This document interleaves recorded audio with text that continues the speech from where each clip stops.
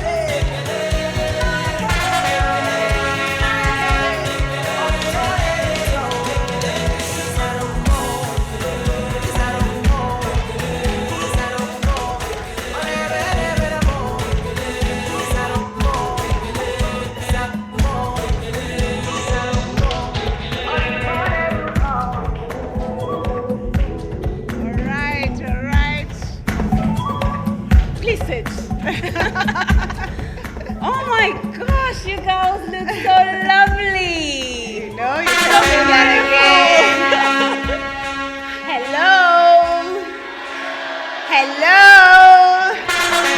Are you excited? Woohoo! Wow. Yeah, you're all looking lovely. Are they looking lovely, Manuela? Yes, they are. Oh my gosh, so much beauty in one place.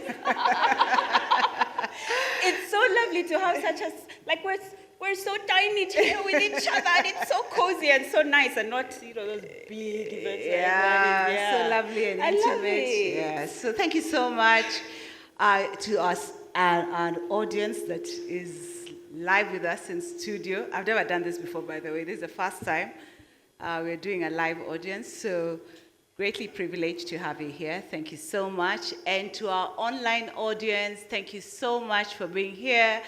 Do text us. I hope wherever it is you're joining us from, on TikTok, on Instagram, on YouTube, tell us where you're logging in from so that we can say hello to you. And thank you once again for being here. Manuela, how are you feeling to be here in this audience? No, but first of all, Yes. I almost felt like I was on TV. I'm like, gosh, she's doing it so well. I'm like, ah! And here she was telling me she doesn't think she would be a great, do it. Oh my gosh, you sound so good, and you look beautiful. Thank you.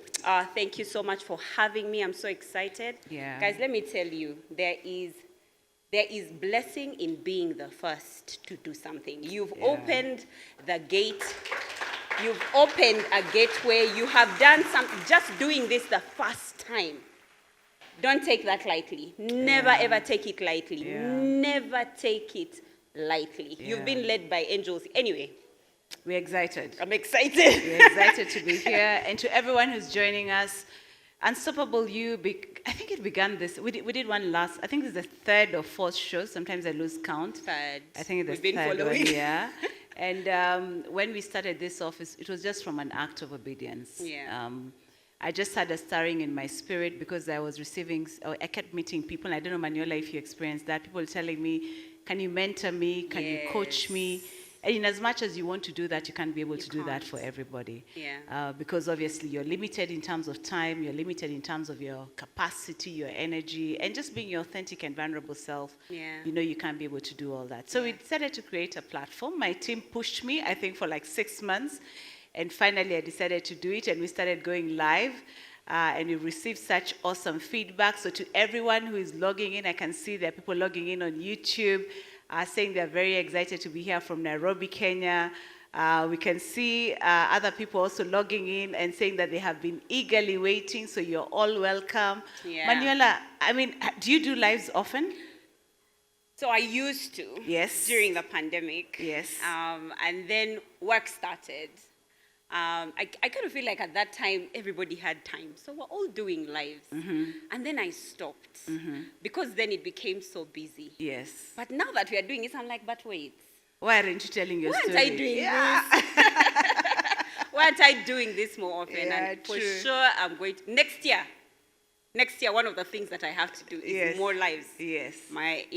You know, ultimately, I think what we all have to realize is that our stories are impacting people. Yeah. I think many times when you go through the seasons that we go through in life, and I know we'll be talking a bit about seasons in the time that we have together here today, we never realize that our story could be impacting somebody. Yeah.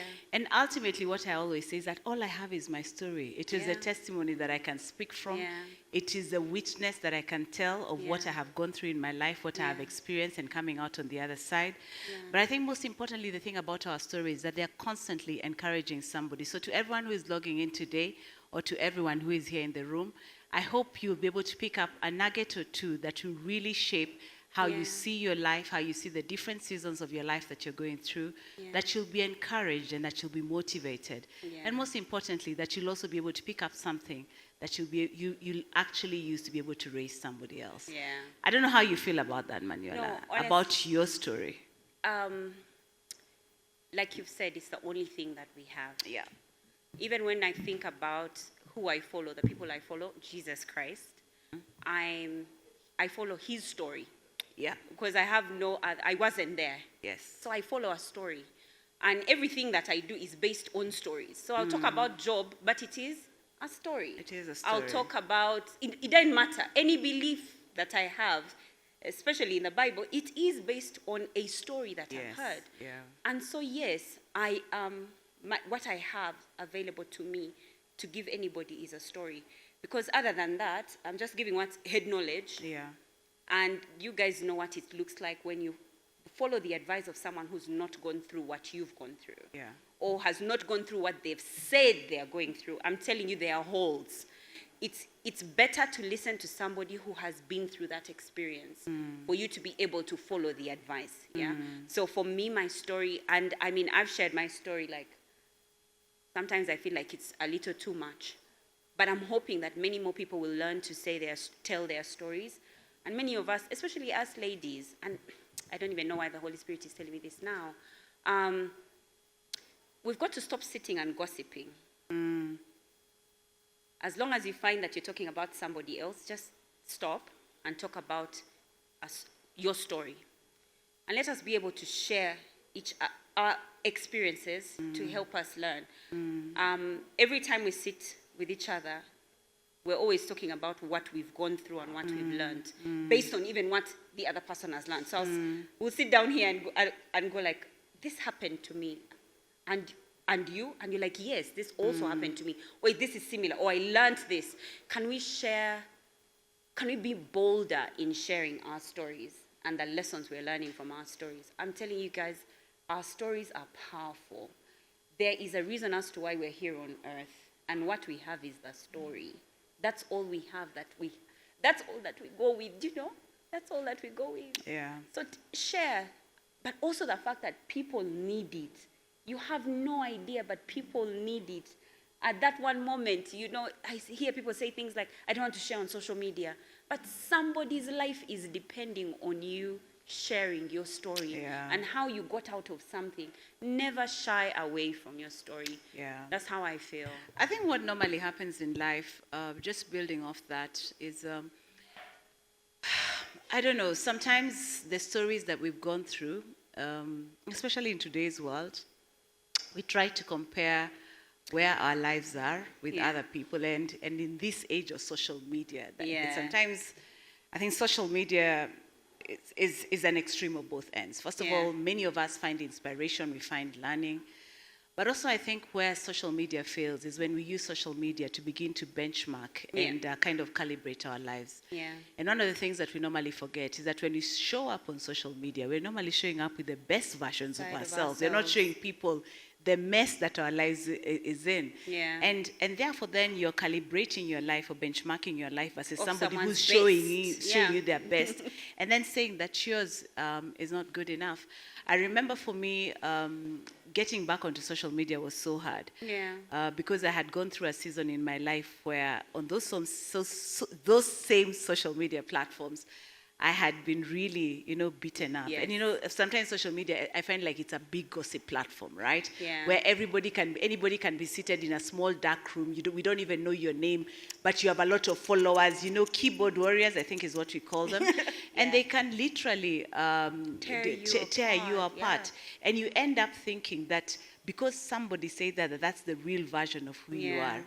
But I think that one of the key things that we really have to realize is that we have to be grounded in the identity of who we are called to be. Yeah. There's a reason why everybody has a different DNA. There's a reason why your fingerprint and my fingerprint never look the same, because we have different stories. Yeah. We are here to serve different purposes on earth, but ultimately, the human story is an integration of what you're going through, what I am going through, what we are going through. Yeah. And ultimately, it's a beautiful tapestry that it ultimately then ends up becoming impactful, purposeful. Yeah. And so long as it's progressive, I think we should cheer each other on. Yeah. And I also just want to take this time to also say that this platform and the conversation we're having today is not just for ladies. Yeah. I can see there are lots of men who are logged in online. I can also see we have men in lots the of men. audience. Can we clap for all the men who are here with us in the audience? Yay! Because sometimes when people see a post of, I'd say two beautiful ladies and then think, oh, this is just a girl's thing. Yeah. Yeah. This is a human story. Yeah. And we are all part of the same human condition. I and that's agree. all we are looking to impact each other Yeah. with. But let's get into the story of 2025. 25. How has it been for you? I can't believe the year is over. I can't believe it's a year over. I can't believe. Guys, we made it to the end of 2025. Honestly, no matter what we've been through, today, the 11th of December, we're here. We're here. Guys, that in itself is something. And I've learned to celebrate the small things. Yeah. Because when you grow up without much, you're left to celebrate the intangibles. Yeah. Because that's what you have. That's all you can see, the intangibles. And so you're just grateful. I mean, just thinking about this day, a few years ago, we were starting to get ready to be kicked out of a house, a home, which was just a random house. How do you be kicked out of a house which is random? It's not like as though you wanted to be there. You're there by mistake and you're being chased out of a place. Sometimes things degrade you so much that you have no idea. So at this time, my mom was scared, not knowing. Anyway, 31st December, midnight, we were carrying luggage out of our house. How many years ago was that? Oh, by the way, let me not assume that everybody knows you, Manuela. All actually, Uganda knows you, but we also have people who are logging in from Kenya, from Zimbabwe, from South Africa. Can you just give them like that wave? The Queen's So hug. Manuela is a queen. And I read wave. somewhere, there's something I want to tell you, Manuela, by the way. I read somewhere somebody said that, I had someone say this a couple of weeks ago. She knows who she is, and I met her at Executive Connect. She says, a queen is not defined by where she sits. Wherever she sits, she makes her throne. Ooh. So please.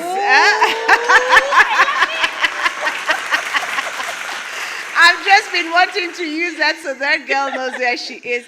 Manuela, probably, even as you're telling, maybe just quickly intro yourself to the people who don't know you. I probably should have done that. Sorry. No, it's okay. Bear with me Please. for the guys who don't know Manuela. We're too Yeah. comfortable. No, but I super love it. My name is Manuela Mlondo. I am a mother, a wife to one husband. One husband, one. And he's a man. And he's a man. That's what I should make that clear. He's Yes. a man, he's not a partner. No, a man. Those ones who make you feel butterflies inside. Yes. Greetings to you, Mr. Mlondo. I love you. He'll be flying in at about 1 a.m. So I'll be after here. Yes. All this makeup. It is was not for for him. us. It was for Mr. It's Mlondo. Well done.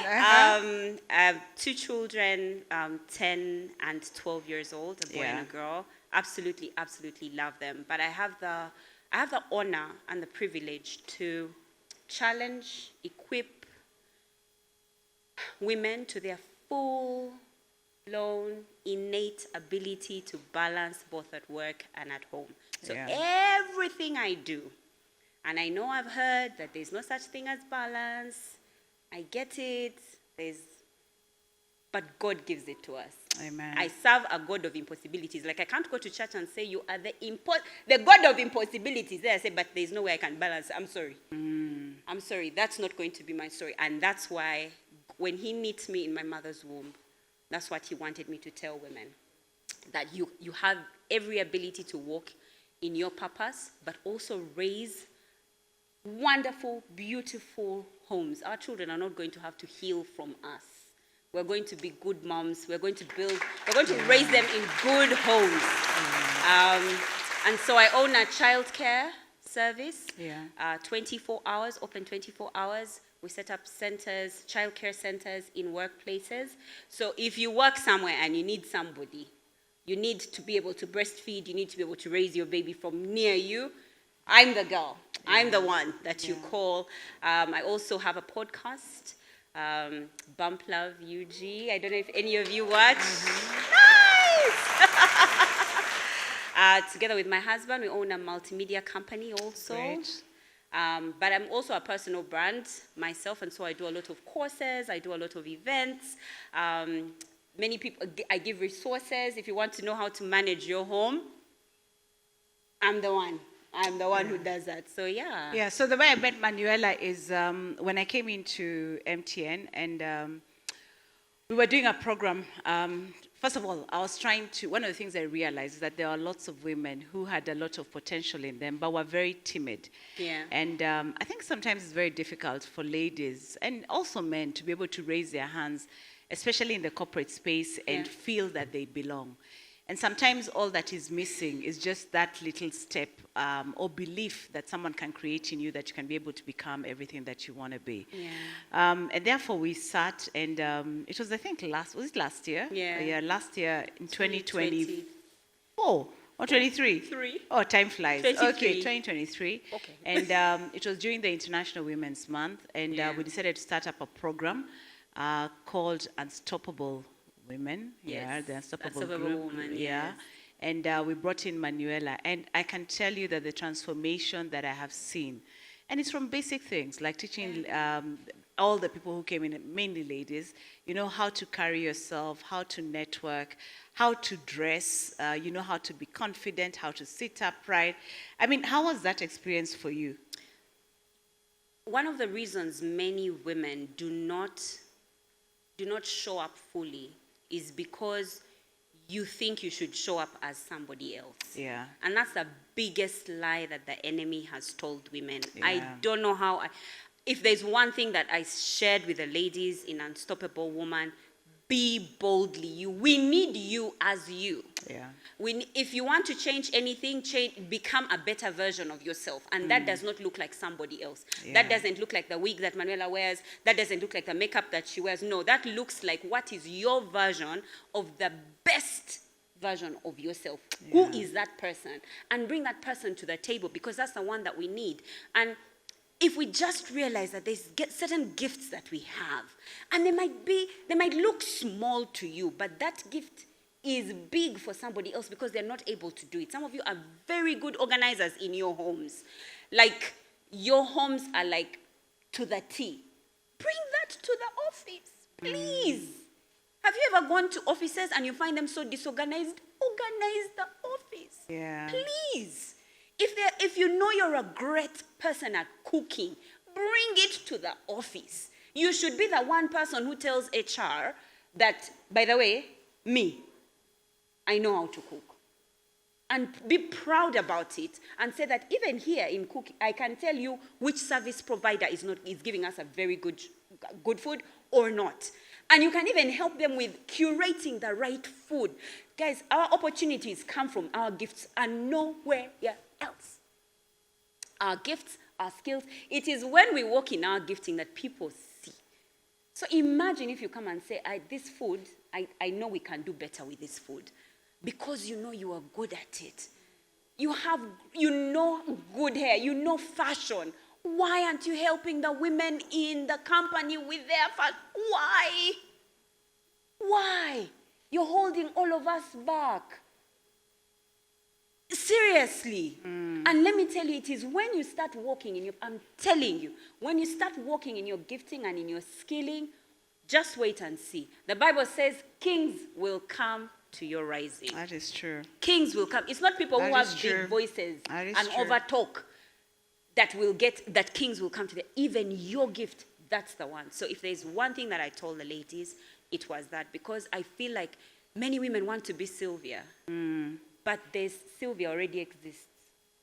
And people sometimes think Sylvia dropped from heaven looking the way she is and she didn't have a story. And they don't understand that part of the reason why I am today is because of the journeys and the paths that I've had to walk through. Yeah. You know, one of the conversations we're going to have today is a conversation about seasons. We'll jump into that. And, you know, life is lived in seasons. Yeah. And everybody has it. There's somebody who is in a winter season. There's somebody who is in a summer season.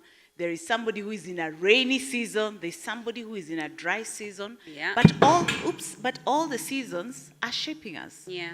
All the seasons are making us. Yeah. There's some of us who are going through a season where they're being planted. Yeah. And the process of being planted is that you have to die. Yeah. Right? Yeah. So there are others who have died and they're being watered. Yeah. So you're in a place where you have been planted, you are hidden, and you're just being watered by everybody, the people the place where God has sent you to have people to speak into your life.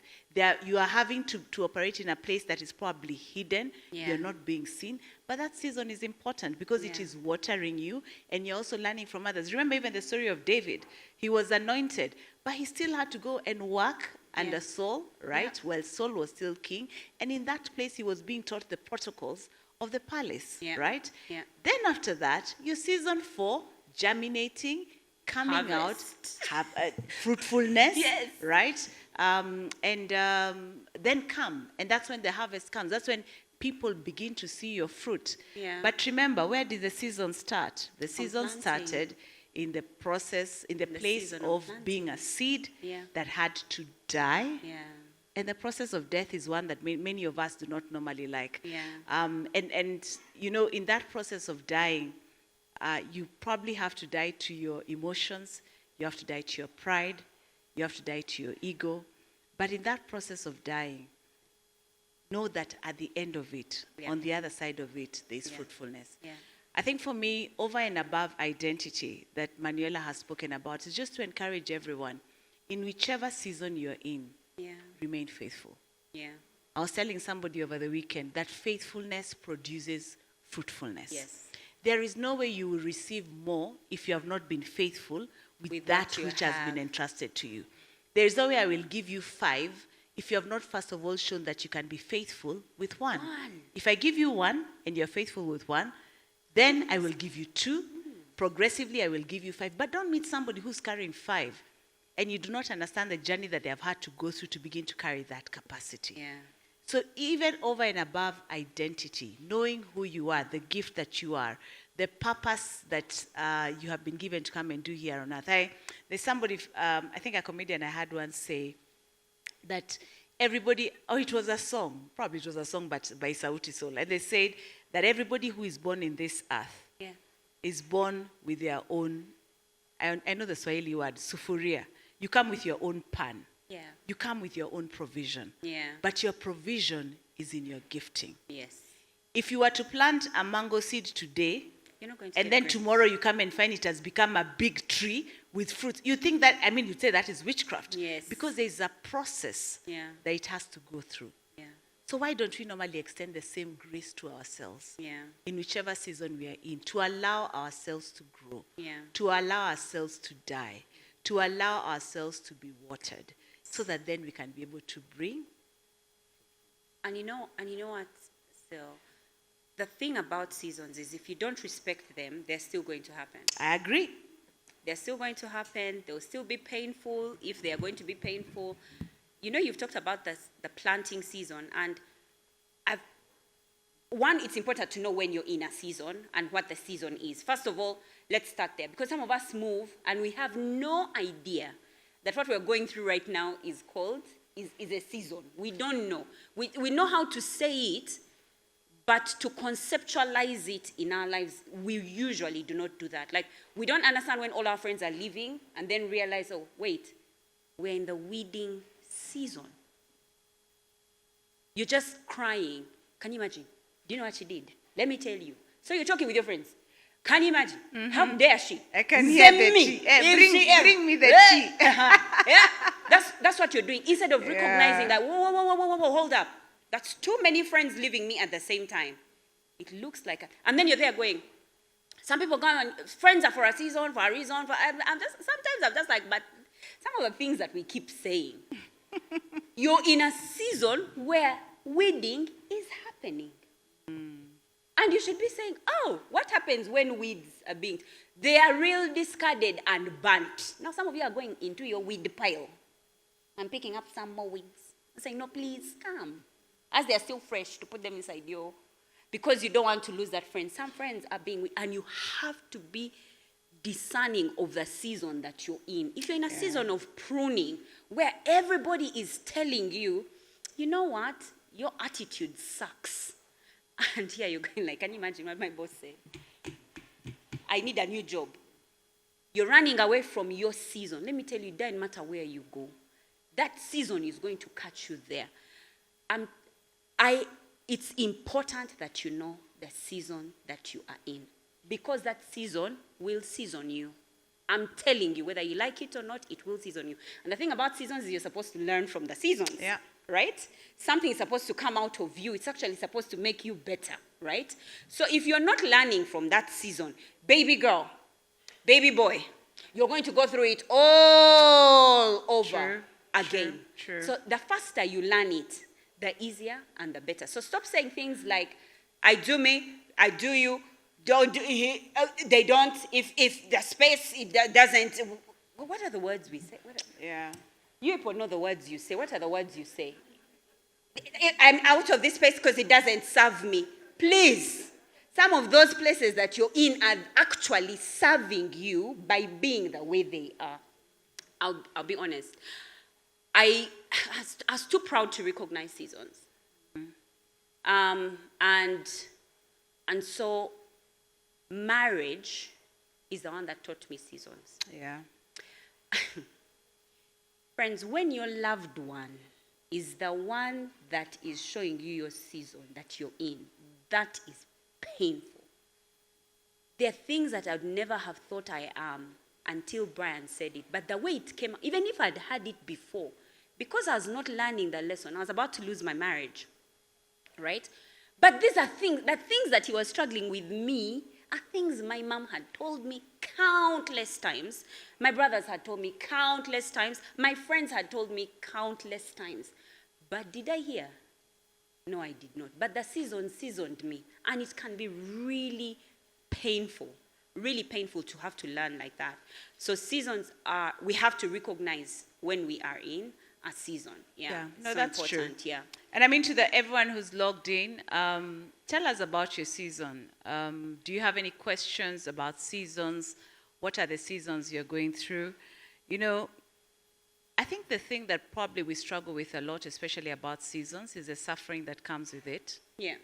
And I was telling an audience that I had the privilege to interact with the other day. There's a book, The Alchemist, by Paul Coelho. I think I pronounced his name correct. And he talks about the fear of suffering. Yeah. And he says a central line from I read it so I don't miss it. He says, tell your heart that the fear of suffering is worse than the suffering itself, and that no heart has ever suffered when it goes in search of its dreams. Yeah. It's, you know, sometimes when we speak about it here on stage, it might seem like it is easy. Yeah. But the suffering and the pain of some seasons, especially if you think about a winter season, when it's cold, you're probably by yourself. Yeah. The weeding has happened, as you've spoken about in your life. It's not easy. No. And I think one of the things that we have to be alive to is when those seasons come, because they do come, how then do we build up our resilience to be able to cope? Yeah. I remember for me, there is there's actually probably a season I'm going through right now, Yeah. a very personal season. And it's one that is it gets to the place, I was mentioning to you earlier, where you get to the place where you ask yourself, did I really hear God about this? Yeah. Because everything that you're looking at, it looks like it's counter everything that you thought it would be. And I'm asking God, so is this a wilderness season? Is there something that I'm not learning? Is there a lesson that I should have picked by now? Or am I still going around the mountain because I've not yet learned the season? Or, God, did I not hear you? Yeah. Just the way we were saying earlier, I think for me the greatest fear is not the fear of the wilderness itself, but being found in a place where God did not send me. Because what I know is from the path that I've walked through in life, is that no matter which way it is that I find myself, so long as I know that God is with me, Yes. I know that I'll be able to get it through. Yeah. And I also know that when he allows me to go through that season, it's because there's something that he's allowing me to learn. There's something that he's skilling in me. There's something that he's growing in me. He's also probably testing my capacity to be able to carry that which is ahead. Because obviously, there is no way he's going to be able to increase the size of your jar if he's not sure that your jar is going to be able to carry the capacity, right? We are taught that you cannot put new wine in old wineskin, because what happens? The wineskin has to burst. And we all have to go through a process where the old wineskin has to be stripped away. Now, I will not lie to you, and everyone who's in this room and everyone who's online. That process of changing your wineskin is a painful process. Yeah. Because it means that you have to unlearn a lot of things that probably made you comfortable. It means that you have to let go of things that probably gave you Permission a certain to be who you are permission now. to be Yes. that version of you. Yourself, yeah. It means that sometimes you have to let go of relationships that you probably relied on. But there is no way you'll be able to get into the next level if you don't go through that. And I was, last weekend, I went with a group of my fellow fitness lovers to climb a mountain. Yeah. I had come from, it was interesting, I was actually in Cape Town. For work, there was an investor conference there. So on Friday, I was walking, doing my normal walk, and I'd gone to work out. Then I went for a walk for about an hour. And I was just looking at the glory and beauty of Table Mountain. And, God ministers to me a lot through his creation. And then the following day, I left that evening and came to Nairobi as I was coming to Kampala. And I went to climb Mount Kenya with some friends. And the process of, a lot of people I meet a lot of people who tell me, Sylvie, you're a superwoman. Wow, I love the way you do fitness. And thank you for everyone who cheers me. I know the videos are normally the edited ones. You don't see the way I'm struggling, or maybe I'm in class and I'm the last one to finish. You only see the beauty. That's why I'm saying social media. We are trying to inspire people to be a lot more aware of their fitness, because I think ultimately our body is the temple that God has given us. So I'm there. I'm going to climb the mountain, and I initially thought that we were going. I don't know how many of you have been to Mount Kenya or tried to climb Mount Kenya, but I thought you were going to start from the base at the gate and then climb up to a certain level, only to get there and realize we're not starting at the gate. We're actually going to go up to about 3,300 meters and then start the climb from there. Oh. So by the time we got there, and it was cold, it was freezing, I got out. I had the right gear, but when I got out and I started climbing, I felt the altitude hit me. Yeah. Right? Yeah. And, those kind of people who never like to give up. There are people who are younger than me who passed me.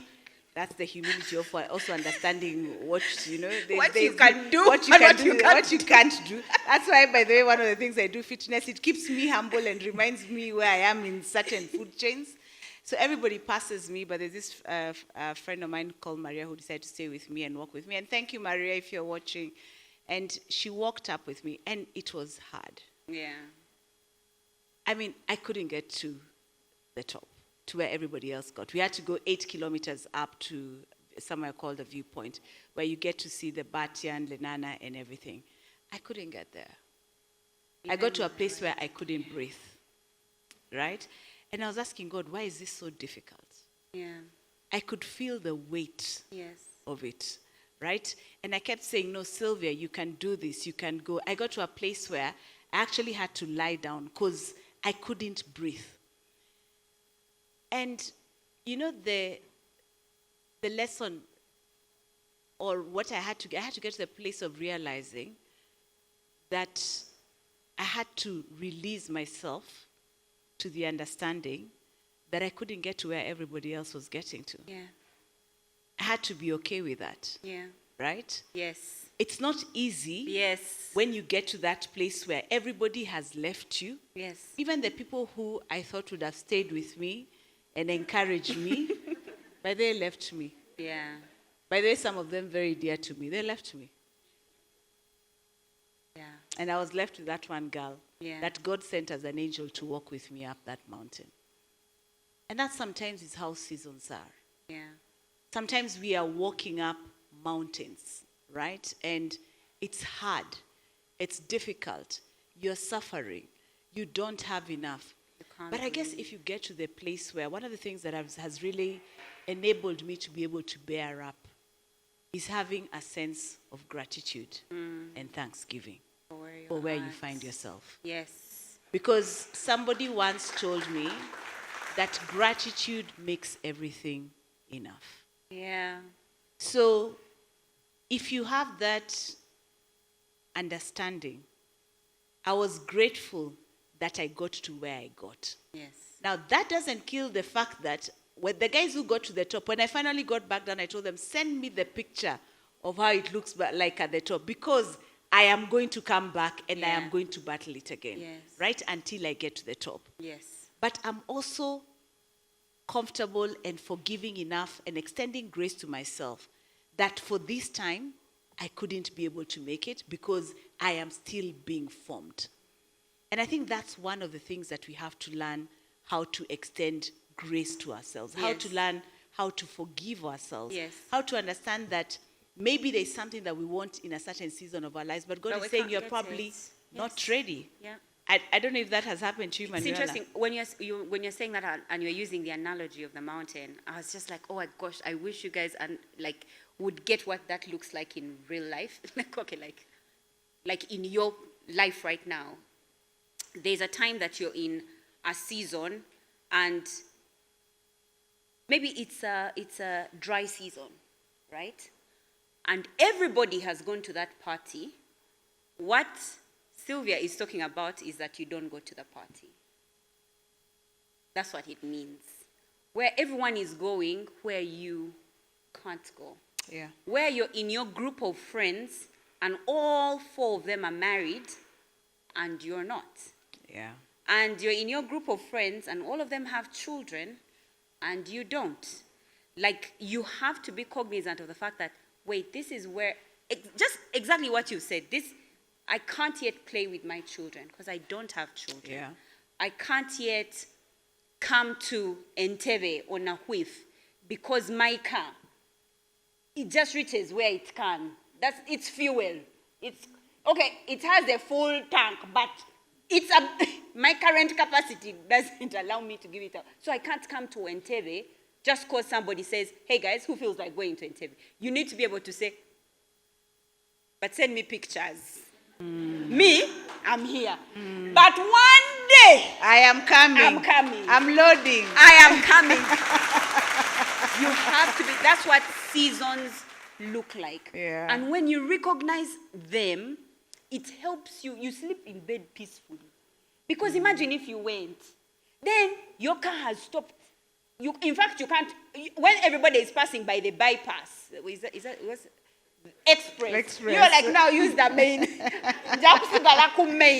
For those of us who are from other countries, I'll remain on the main road. Because fuel might on the way. And then it does. And then you're looking for bordermen. But why? Go to bed, watch your TV, it's free. And she's like, here I am. Where are the pictures? You guys look so good. Wow. Who's dressed? Like, that's what knowing what your season looks like. Guys, let me tell you, do not allow someone's harvest season confuse your planting season. True. True. The Can Bible say- tells us that He gives us bread and He gives us seed. Don't eat your seed thinking it is bread because you're seeing your friend eating her bread. Please, the only thing that puts us together as women, I keep saying, is our cycles. That's the only thing that ever goes in sync. But not all of us have to get married at the same time. Not all of us have to have children at the same time. Do you know how many of us are making wrong decisions because we think the guy who's next to us is the one we should get married to at the time because everybody is getting married, and now you're putting him on pressure to marry you, and now you've entered the wrong marriage because other people were getting married. The only thing allowed to sink in your friend groups, and this goes, oh, it doesn't go to men, just women, your cycles. It's okay for all of your cycles to be starting at the same time. Oh, I just entered my period. That's the only thing that needs to sink. Not all of you have to own a Mercedes-Benz at the same time. Not all of you have to get a new job at the same time. Not all of you have to leave your jobs at the same time. Not all of you have to become entrepreneurs at the same time. Please know your season. True, true. Know your season. It will make things even like social media easier. There are seasons that I go through, and no matter how you abuse me, where are the TikTokers? TikTokers, I love you. Where are you? I send much respect. But it doesn't matter how you abuse me. It doesn't matter how you see me. I don't care because I know the season I am. And once I'm out, and it's looking good on me, yeah, friend, I will also not care. I'm telling you, I remember there was a time I was working on my skin. And I don't know how many people, let me tell you, if you take Accutane or Roaccutane, it does something to your body. You almost look like an HIV patient. Like you look really, the lips are red, your skin is peeling, you've darkened. And of course, because I'm on social media, I have so many people who are going like, my God, what is happening? What has happened to her? Why did it? The day the good skin came, you can ask me my skincare routine until the cows come home. Because when I was suffering and going through this season, you are talking. But I'm the only one who knew what I was going through. So even with your friends, men, don't buy that car. Don't enter that house just because your guy friend did it. Don't marry that girl just because. Don't have a child just because. No, you're in your own season. Yeah, that's true. You are in your own season. And thank you to everyone who's sharing their stories. I can see, I can see people giving their different comments about being in wilderness season. Somebody is asking, can you choose your season on Instagram? Somebody else is acknowledging the season that they're in where there's a bit of suffering, but they're saying they're willing now to embrace the grace to be able to understand. Somebody said, sometimes it's not easy. This is on TikTok. Somebody says, sometimes it's not easy to pick yourself up from a hard season. Yeah. And that's because you didn't sit in it. Yeah. Learn to sit in your season. If you're a friend of mine, you know that I have said this before. The faster you sit and stop thinking about the season and start thinking about the lessons, the faster you get out of it. Yeah, true. Much faster. True. Because what am I supposed to, and let me tell you, the seasons are going to keep coming and they're going to keep it. You're going to keep being planted in different ways. You're going to keep harvesting in different ways. It doesn't just happen at once and then it ends. Yeah. No. Yeah? They're going to keep happening all the time.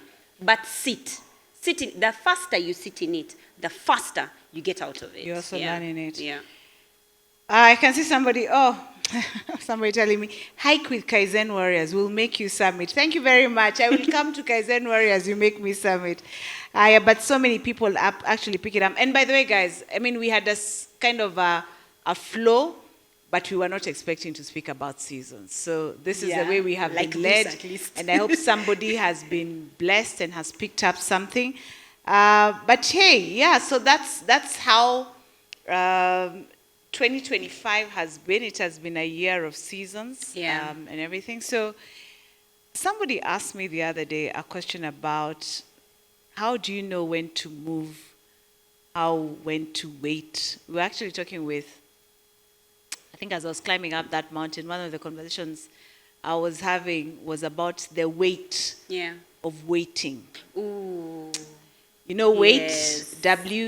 WEIGHT, and wait, WAIT. And just the way sometimes waiting in a certain season. I mean, you're talking about sitting in that season and waiting. Yep. But as you wait, it's heavy. Yes. Because you're all expecting that season to come to an end. You're expecting your next level. For me, I'm carrying the weight of, climbing, and I want to get to the summit and see the viewpoint and celebrate and take the pictures and post to everyone, because that's a highlight.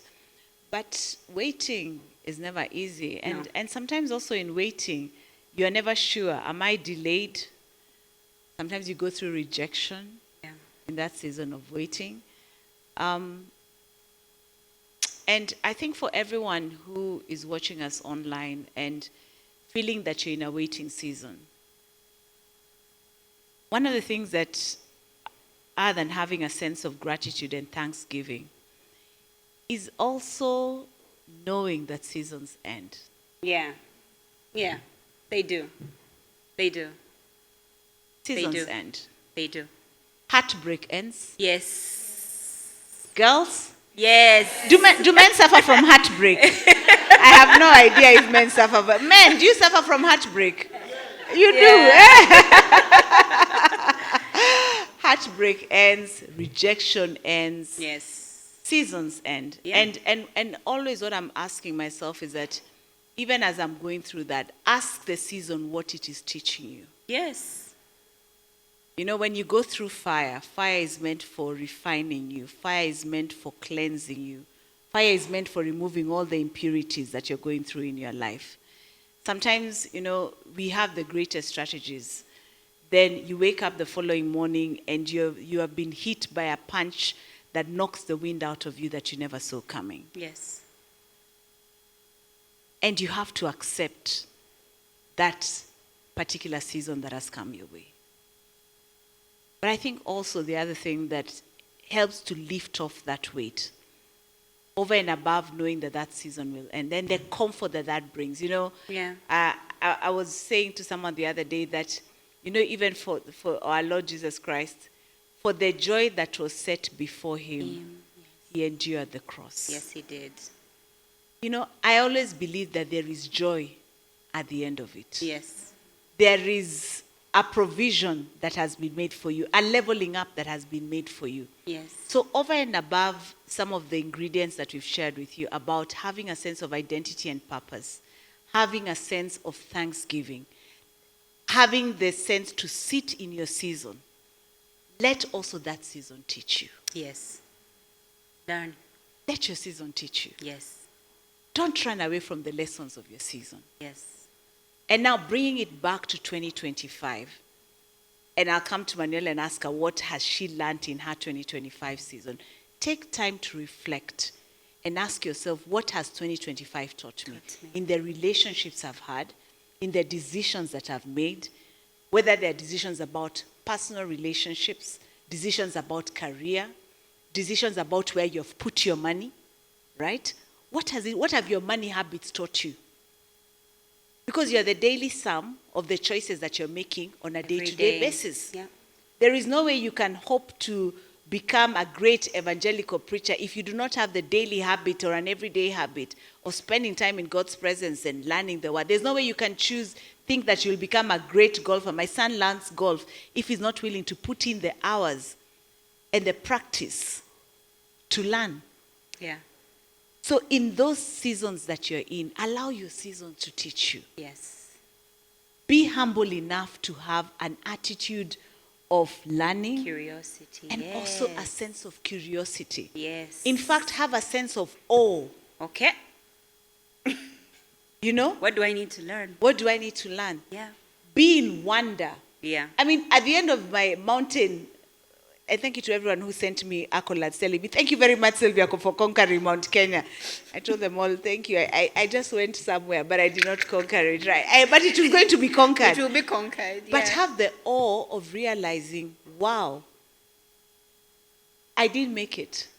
There's still so much that there is in me to grow. Yeah. and letting the process teach you. Yes. So, I don't know, Manuela, what have been some of your lessons in 2025 or from 2020? What has 2025 taught you Oh when you my. think about it? So how much time do we have? Not enough. Okay. I believe that as you get older, your kind of lessons change. Yeah. So I'm going to share a bit about like some lessons that I learned in the past, so that then you can understand why I'm going to share the ones I'm going to share for 2025. I remember when I was, a little bit younger, some of the things that I experienced in those years were teaching me things about myself. And I remember the friends would call me up and I would just be like, I'm facing my demons. Like, this is time for me to fight with pride. This is time for me to fight with greed. This is time for me to fight with, like, those things that I had to learn about myself. Let me tell you, when you don't get the car that you want, or you don't get the promotion that you want, and you see your friend get that promotion, it's lovely when you come and celebrate with a person, but check your heart. Check it. Check it. You can deceive yourself all you want that you're happy for your friend. But when you go down on your bed, in your pillow, man, who does she think she is? I'm even better than her. How is it? A man even who got her that job. How is it that she's doing better? And then, don't shut it down. Face it. Face you. Because that person exists. And whether you like it or not, that person is going to come out. It's going to come out later. So those are some of the things that I was learning in that time. Now this particular year, and it's been going on for like maybe 5 years. God has been teaching me. Okay, so yeah, I know you can learn things from the year, but I'm those ones who, it's God who teaches, because that's where I go. I be like, okay, so I've gone through this. God, what does it mean? Because I'm okay to be foolish, because then I can get quick answers. It's not, I don't know everything. So God has been teaching me things such as I am a vessel. For an intelligent, beautiful, bold woman, for God to strip me of all of those things and tell me I am but a vessel. I remember once crying out to God and saying, why do I feel like an empty bottle? Like all you do is use me. Like that's the kind of the place that I had gotten to.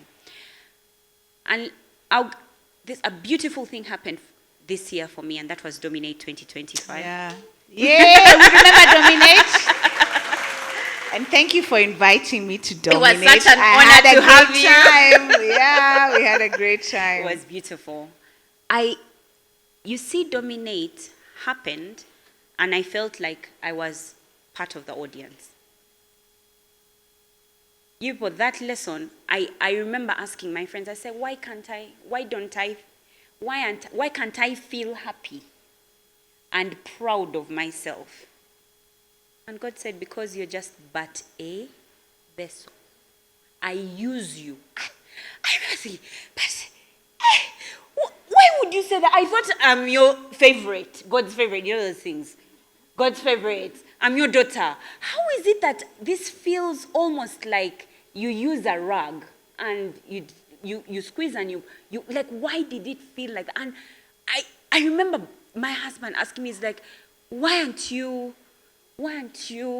Because immediately after Dominate, I wore slippers, went down to Cafe Java's, ate like it was a normal day. And let me tell you, everybody's going, oh my God. But why can't I feel it? Like, why can't it tear? Like, why can't I shout? And there are some friends of mine who know, Karen. She's one of the people that I called and said, but why don't I feel? Why don't I feel? And it's because God has removed the pride from me. He has shown me that in no way in my own capacity could I put 2,000 women in a room. It's not possible. It's not. It is not. only but for God. Only but for him. Somebody would say, I felt something just... People told me that for that event, they felt a certain way that they've never felt before about going to any other event. It's like they were like, I had to be in that room. And you want to tell me that my dancing on TikTok is under Didi? Not at all. No. And I remember learning that my intelligence didn't matter. My wigs and nice makeup. Thank you to those who do it for me. Yeah. Hi. They do a good job. Hi, Lumi hair. Hi, They Fatma's do, looks. They do a good job. They do a good job, but it had nothing to do with that. God himself. Have you guys ever gone to a supermarket and you need toothpaste? Which one do you use? Anybody? Which one do you use? Colgate, okay? Who else uses? Why do you use Sensodyne and why does she use Colgate? Think about it. Just think about it. Is it because you saw a nice ad? No. No. So why in this whole lane that has only toothpastes, you go for close-up? Why? And somebody else will come next to you and she's in the Sensodyne. And somebody else is in Pepsodent. And why? Is it that they're like, that advert excited me so much? No, they had a desire. That desire is placed in a person by God. I don't know what you can't tell me I come with my own. No. Someone puts the desire for you to like a certain man over another man or a certain woman over another woman. Then you see someone dying for another man who you think like, what? How? Everyone has their portion. Hey, you say everyone has their portion, but God has put a certain desire. So for you to desire to say, I'm going to work in MTN, it's MTN that I want. That is not you. I'm sorry. It's not you. There's a reason that's why someone wants to be a pilot and you want to be on TikTok as an influencer. There is a reason why. Desire. Desire. That desire is not of you. It is of God. So my year, that was one of the things that happened. I felt stripped. I felt it was almost like I didn't exist, but I was there. And that was an interesting thing to go through. Another one, there's another area in my life where I'm dying, and that is with my body. Oh, with your body? Yes. Oh, I think we spoke about that, yeah. About you. So many of you know, I don't know how many of you know Manuela and her fitness and everything. Yeah. And so tell us about that story. So one morning I wake up and I'm asking God, but how safe is this space? Because hey, you're there are some online. things. You're online. It's not safe. They might chop it up and then you see it in a different version. in a different version. As he leads you, I know. Go. Yes. So about 2 years ago, I started to feel like I wanted to get a tummy tuck and a breast. I think it was a breast lift. And I've always been fit and I've always worked out, but I was just like, every time, like when I wear the clothes, I'm looking like bomb. But once I remove, I'm like, what? And then, why do you have to reach the floor? Manuela, there are children watching. At 8 p.m., mothers, please take it. Things are about to become a bit more sensitive. Take the children to bed. And so I'm just like, but does it have to be? After all, now I've finished the babies, and I'm those people who will always ask for permission. I don't do anything on my own. I'll always go and ask for permission. Yes, first from my husband, but from God. So I start from God, then I go to my husband. Do you know that sometimes God says yes and my husband says no? Wow. And I don't. I go back to God and say, you said yes, but It's if you said called no, please tell him to say yes, please. Anyway, Brian says, okay, it's fine, I guess, if you want, because I had given him this like long explanation that it affects our sex life because I don't feel like very confident when... Okay, Manuela. I feel like I'm selling myself. Yeah, Brian is going to look at this and go like, ooh. I feel like, honey, when I like... How many married women I know? But I was telling that when there are certain positions, when I see things, Manuela. and I'm just like, but Lord, does it, instead of concentrating on what I'm doing, I'm looking at all gravity in action, pulling at things. That's kind of how I felt. And so he was like, okay, I guess if it will make you more confident, I guess. So anyway, by this time, God is not telling me anything. And then at one point, then God does. And the thing about asking God for stuff is that he will tell you things nobody can tell you, or things that you could have glossed over with friends. Because like even my friends were just like, I guess, but why? You look beautiful. And like, it's not about beauty. It's that when I remove I want to be there to dance in the mirror because I'm not dancing. Anyway, long story short, God tells me, your body is an idol. On which day? Oh, Lord, no, Lord, no, why? And so you had idolized your body. I'd idolized my body. Yeah. And there was a kilogram I could not get over, even if you wanted.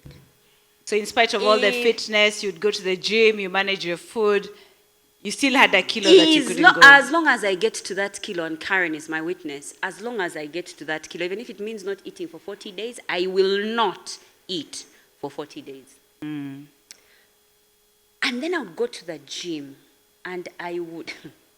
Push yourself. Oh my gosh. Like by the time they're kind of grouping women alone, and then Manuela joined the men. So people in the gym, it's a gym called Chiwunya, meaning it smells. They knew me. That one, she lifts with the men. But the back end of it was to punish my body into a certain shape. Yeah. And God said, stop. I don't want to see you in a gym. I don't want you to see, I don't see you watch what you eat.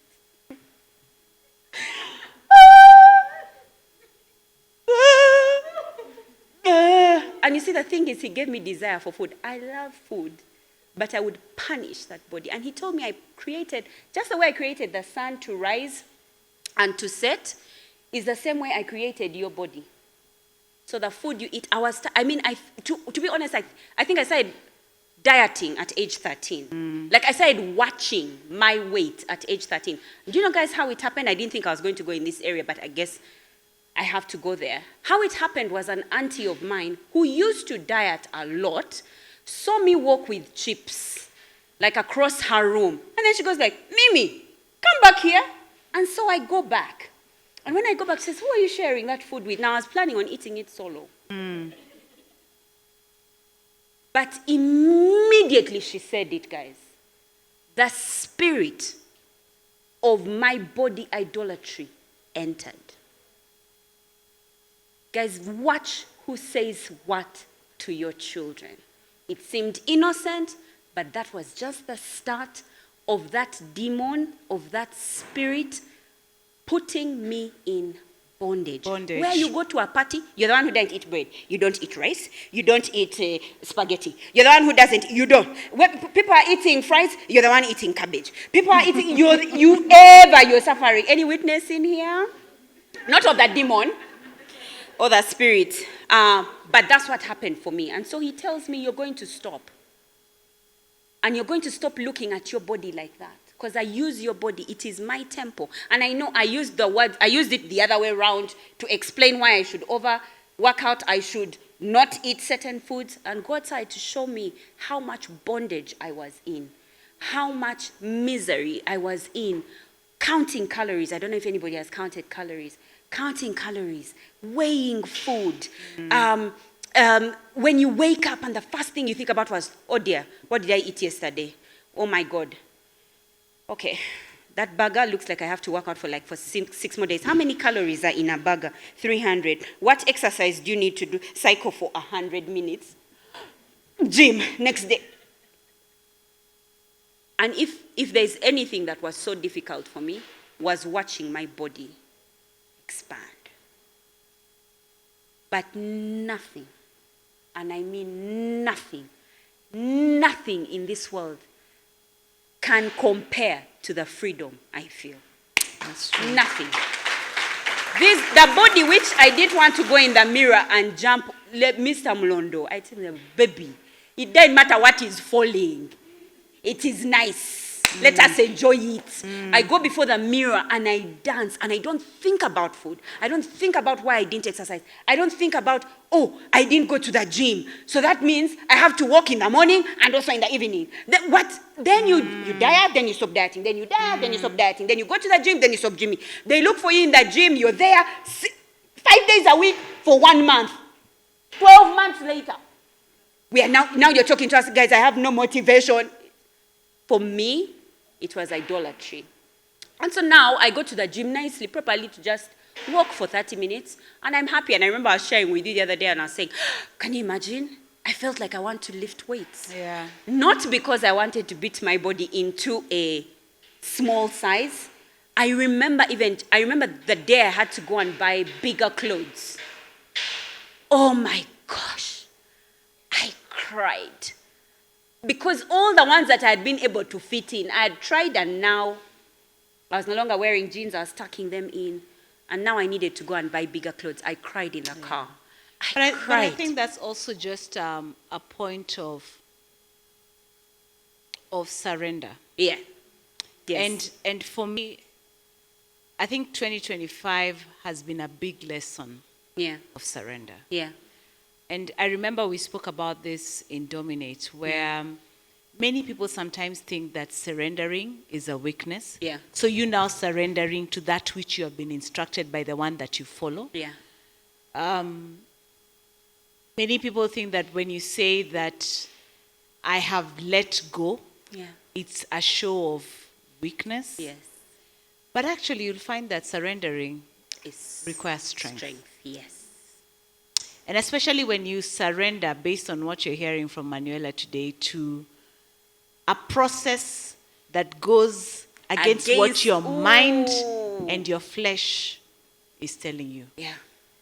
You know, I think all of us deep down inside, we have a spirit that is connected to our Maker. Yeah. Right? Whichever way you interpret your Maker, whether you interpret him, well, there's only one Maker, but whichever way you choose to interpret the way he speaks to you, every one of us, in whether you're going through challenges in family, in marriage, in career, trying to figure your way out, there is a place where you have to get to surrender to the path that has been chosen for you. Yeah.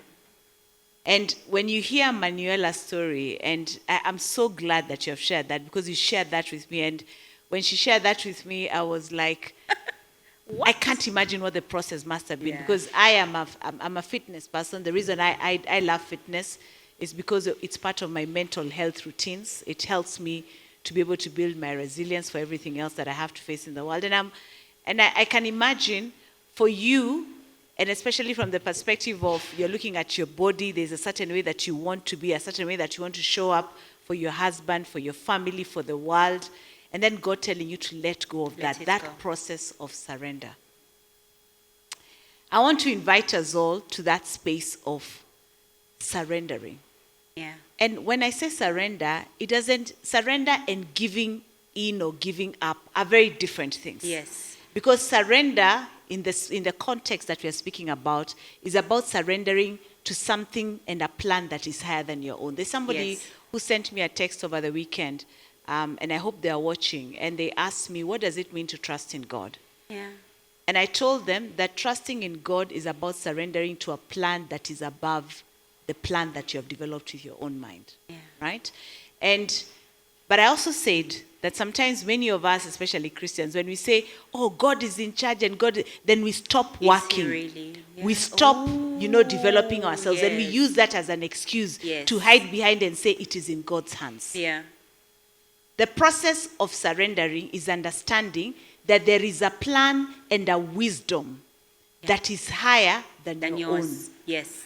And willing to surrender to that which you have been told. Yes. But even as you surrender, you then work. Yes. I can imagine you had to work on your mindset, you had to work on your mentality, you know? had to work on now eating when you had stopped eating, to surrender to that plan that was greater than that which you had received. You've said that, and I've just been reminded that this is one of the journeys that has helped my relationship with God the most. Let me tell you why. It is in this season that I've learned that I learned that I was an emotional eater. So I was not subjecting the thoughts, emotions, and feelings I had to the lordship of Jesus Christ. Yeah. But was I those people who would be saying it all over to everybody? Yes. But I realized that when anybody did something at work, I found comfort in food, not in the Holy Spirit. When my husband did something to me, I found counsel in food instead of in God. I was like, oh my word. When I was having challenges with my children, I would run straight to food. I remember I would just be like, hey, I just felt it inside me. And now in this season, now let me tell you, I've gone through a lot of work. Learning to eat and stop when I am full. I'm telling you, I didn't know. And that's why I could be hungry for 40 days. That's okay. But once I start eating again, you can't tell me. Then the weight is going back up. Then I reach a certain kilogram, I have to come back down. Yeah. And so it ends up being there a was cycle, so much work that's still happening for me. Even noticing when I'm hungry. Because when you're a dieter, you can't tell when you're hungry. Time is out. They tell you eat at 8, eat at 1, eat at 6, then eat snacks in between. So your mind is ruling your body do you understand what I mean? And so what would happen is I would eat according to time and not because I was hungry.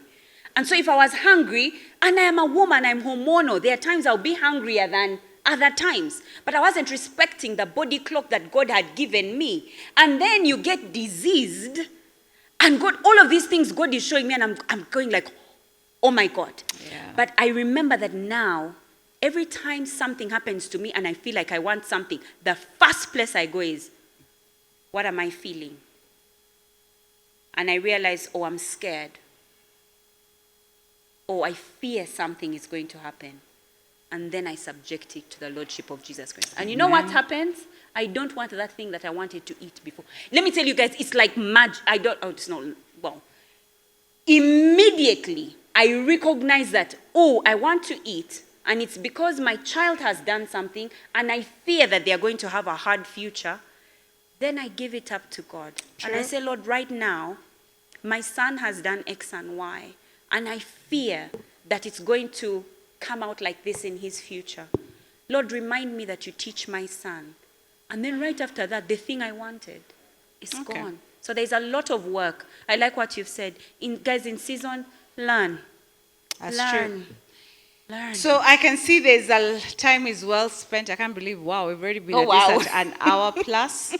And I know there's probably some of you who have questions. Thank you to everyone who's sharing your comments. Somebody saying they feel attacked. Oh. Not intentionally, please. There's someone else. Rose is saying she's in the same WhatsApp group. She has that kilo that can't go despite the hard work. Yeah. I don't know if there are any comments that you have on TikTok that you can see that you want to share. Somebody saying, Manuel, I appreciate you for your expressivity for us to understand you. Somebody's talking that 2025 has taught them resilience, gratitude, humility. So I think there probably are some questions that would be there. I don't know, are there any questions in the audience or online that are coming through? Or Yeah, somebody just said, it's not a question, it's just a comment. They're saying, I'm now doing my master's because of a job rejection. It gave me energy to push myself further. And it has reminded me that, guys, I don't know, how many of you, would anyone trust you to fly a plane? Yeah, to fly a plane, anybody? Why not? because you're not skilled in it. You're not skilled. Yeah. You don't have the ability. So when you don't get that job, when you don't get the car, when you don't get that thing which you want, it's just an indicator that you don't yet have the capacity for it. If my child came here and asked me for 2,000 shillings to buy sweets, I would give them 2,000. But Blake can't come and ask for 5 million and I give him 5 million. I can't. I can only give him what he's capable of managing. And now, let me share. There are certain prayers that you're going to have to stop praying. Stop praying for a husband. Hallelujah. Stop praying for him. You're going to now start saying, Lord, what is it about having a husband that I don't have? Show me now I'm ready. Put me at the front of the class where the Holy Spirit is teaching women how to be wives, so that I am at the because it is clear there is something that I have not yet. If you look at the way children, I keep telling people that while the spirit realm tells us a lot about what's happening in the physical realm, the opposite also happens. Jesus used a lot of examples of what was happening on earth to explain what was happening in the realm of the spirit. He says, if you're a father and your child asks you for a fish, do you give them a snake? No. So he always used those analogies. Yeah. In the same way, when your child asks you for something that they badly want, like that phone, and you know that they don't know how to use a phone, do you buy them a phone? No, you don't. And for some of them, when you do buy them the phone, you've restricted everything. They can only call. You get what I mean? So even for some of us, there are certain things that we get, and they are restricted. Because it means there's something that we need to learn. We need to grow. And yes, I hear all the words of Jesus can do all things, God can do all things. The impossibility is with us, not him. He can give you the car you want. He can give you the husband you want. But if he knows you're going to destroy it and you're going to self-destruct, he's not going to give it to you. So it's about asking, Lord, what is it that I don't have? What is it in my capacity that I don't have? Recently, I've been asking God. I say, God, I've had my business for 10 years. What is it that I'm not doing that can't give me 1 billion in revenue every year?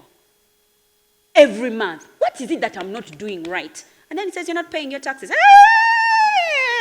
Okay. Because he can't trust me to pay taxes. Because, oh gosh, I have so much to say. Okay. Yeah. All right. But point has move. landed. Yeah. No, point has landed. Let's move. I think Yes. the whole thing about, there's something somebody asking about how do you deal with rejection. Yeah. For me, it's just to encourage you that rejection does not mean that you're unworthy. Yeah. Yeah. Okay? Yeah.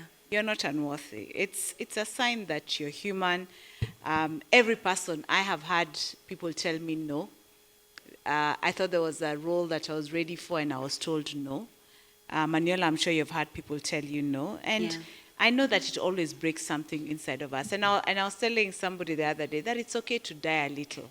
Yeah. It's okay. The process of growth has death in it. Yeah. Yeah. So people will reject you and you will die a little. But remember, as per the conversation that we had earlier, that death is part of the overall process of growing. Yes. Right? So when that happens, you have to learn how to reframe the rejection that you face. There's something that we said for those who came to dominate. We said that rejection can be a redirection. Yeah. Right? So reframe. Whether it's rejection that you felt in career, rejection that you felt from your boss, rejection that you felt from maybe a family member. I know some of us come from families that are very hard to be in, and sometimes you get overlooked by your siblings. Sometimes you don't get the attention that you want to get from your parents. Reframe the rejection. And then also normalize that feeling. Ooh. Normalize it. Yeah. Bring it, calibrate it. Don't give it Power. too much attention and too give it much power. power. Don't You give know, it power. sometimes somebody rejects you, and then you give it so much power that it becomes the one sticky thing that you want to prove to everybody else just to show that you belong. Yeah. Bring it down to the level that it should be. Normalize it. Allow yourself to feel the pain. Yeah. Allow yourself to feel the emotion. And then after that, I want to introduce you, as we now come to the end of 2025 and are coming into 2026, into a belief that there is a second chance Yes. for everybody.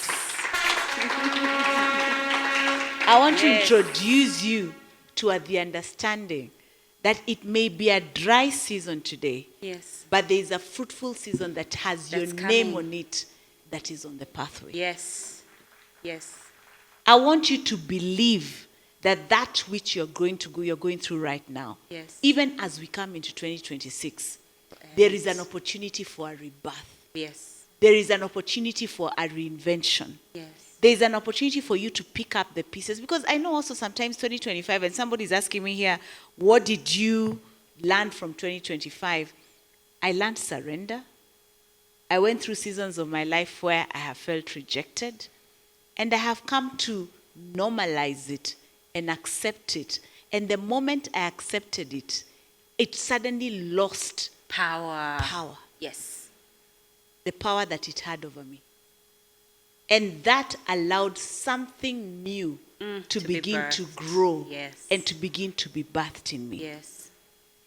So whatever it is that you have gone through in 2025 that has caused you to die a little, I want you to understand that there is an opportunity for you to water yourself again, to be able to birth something beautiful out of that which has died. There's a reason why you're still alive. Yes. There is a reason why you're still breathing. It means that your story is not over yet. There are many of us who come to work complaining about my boss or my colleague or the situation. We are not getting enough. Some people even complain about tea. We are not getting tea. You know, I even went through a situation the other day where people were complaining, we are not getting enough milk. I'm like, wow. Yeah. It's the generation we find ourselves in sometimes where we find we have so much entitlement. Yes. You know, and remember what we said earlier, that thanksgiving, gratitude Yes.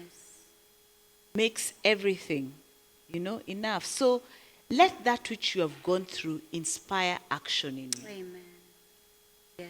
I'm reading a book. We have a book club in MTN with women that we actually formed in one of the Women's Month. And the book we are reading right now is called Atomic Habits. And it's just about the learning of how do I inspire daily action to produce. I keep telling people that the legacy that you will have when you die is formed by the daily choices that you're making today. The choices that you're making of who are the friends that you want to have in your life, what are the conversations that you want to be involved in, how are you spending and allocating your time.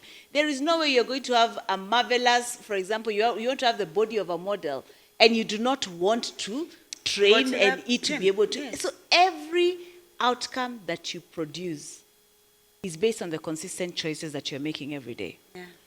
And as I have learned, consistency compounds. But also, on the other side of it, inconsistency also compounds. Yeah. Yes. And ultimately, it's the 1% degree of changes that you're willing to make in your life. Just small changes that compound and ultimately end up creating for you the life that you want. Yeah. So maybe as we come towards the end, and I'm not seeing any questions coming in. Is there any question from the audience? Oh, okay. All right. Please tell us your name, and then after that we'll take one question from online. I can see time has really gone.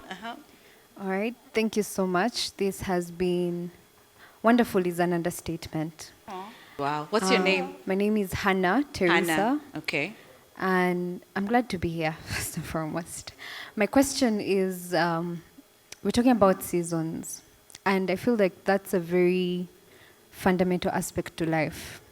Understanding the season you're in and how do you deal with the season. And every time we talk of seasons, I want to always go back to the story of Joseph. I feel like he's one man that felt what seasons mean. Him coming from his father's home and he's loved, and before he knows it, he's in a pit. Before he knows it, he's sold away. Before he knows it, he's in prison. Before he knows it. And yet God had given him a certain calling on his life. God had promised him so many things, and this is what I'm going through. And I feel like many of us come to that point in life where what God said is not matching with what your season looks like. Yeah. True. And you always want to go back. You don't want to question God, but you're like, but really, like, should it have to be me, God? Because you said this, but I find myself in so many prisons. I find myself locked up. I find myself in pits.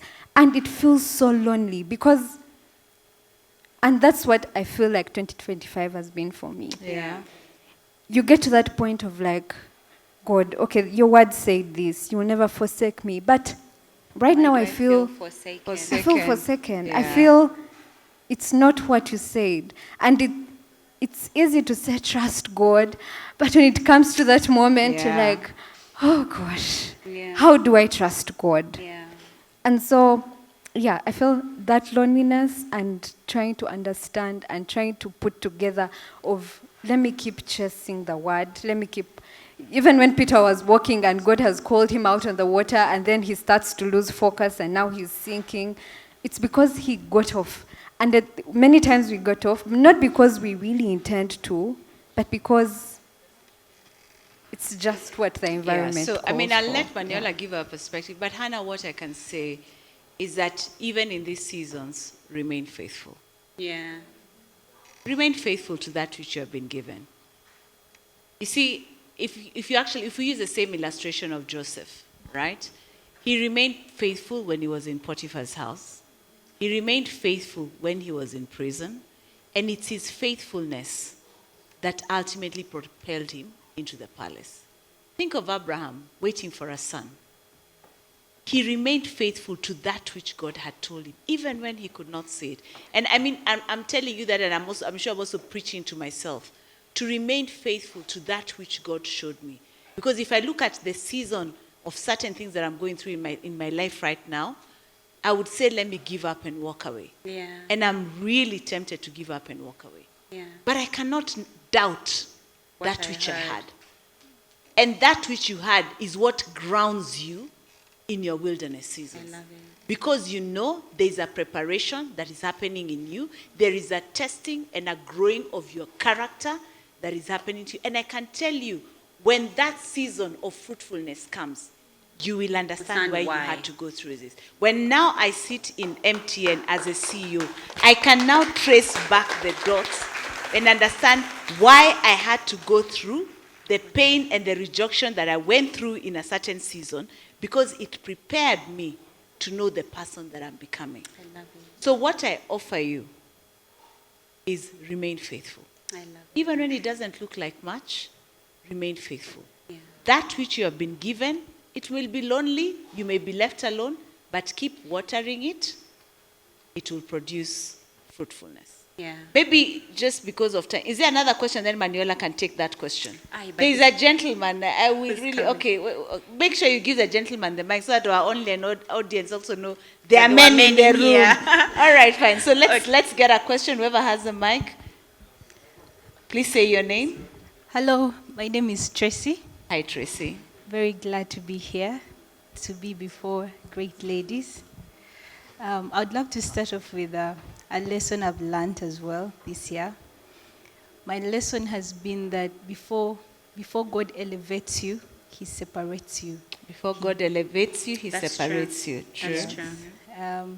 I'm on my own journey of greatness, I believe. Amen. Well done. Love it. And truly, this year, God literally pruned me from friends and family that I so much relied on. Yeah. And again, in that same season, God has built the muscle of decision making, because a lot of the decisions I made were influenced by my family and my friends. Wow. So in the isolation, I have learned to be grounded in my decisions. Well done. Love it. So that's So there's a my- maturity that has come with that. Yes. I really resonated when Manuela said that at a certain age, the lessons that you learn are different. Because Yeah. the lessons I'm learning right now are so different. Yeah. Okay.